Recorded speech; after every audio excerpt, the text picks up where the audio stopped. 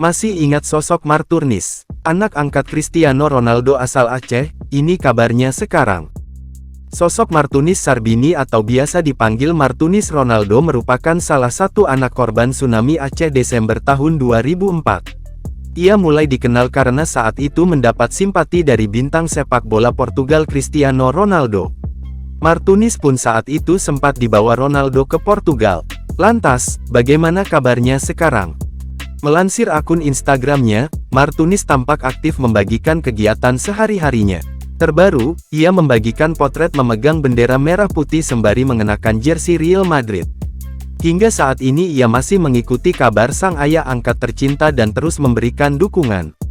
Marturnis sempat kembali bertemu langsung dengan Ronaldo pada 2019 lalu. Pada kesempatan itu, Ronaldo bahkan tampak memeluk Marturnis.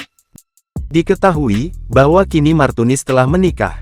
Ia menikahi Sri Wahyuni pada tanggal 31 Maret tahun 2020, saat pandemi COVID-19 baru melanda Indonesia.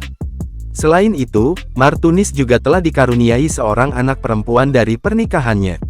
Marturnis selamat dari tsunami setelah terkatung-katung di laut selama 19 hari dengan baju seragam tim nasional sepak bola Portugal.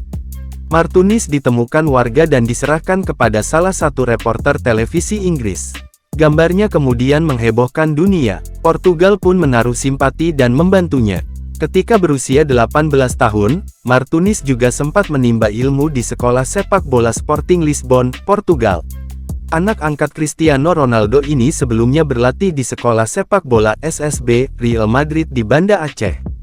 Selain itu, dia ikut bermain bersama sejumlah klub amatir. Pada awal tahun 2022, Marturnis sempat melelang jersey milik CR7 dengan harga yang cukup fantastis, yaitu 100 juta rupiah. Uang hasil lelang tersebut kemudian digunakan olehnya untuk pembangunan pesantren dan asrama.